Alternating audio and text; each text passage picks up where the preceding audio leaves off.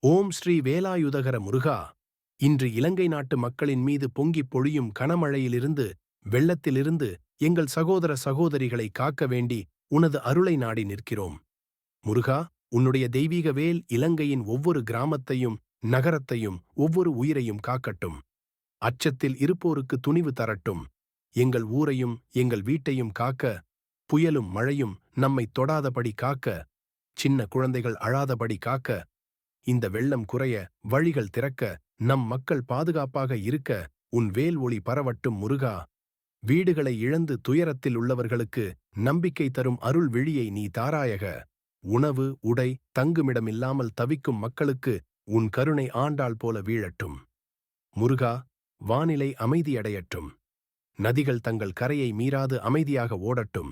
இந்த மழைத் துன்பத்திலிருந்து நம் இலங்கை மக்கள் விரைவில் மீளட்டும். நீ மட்டும்தான் எங்களுக்கு ஆதாரம் முருகா.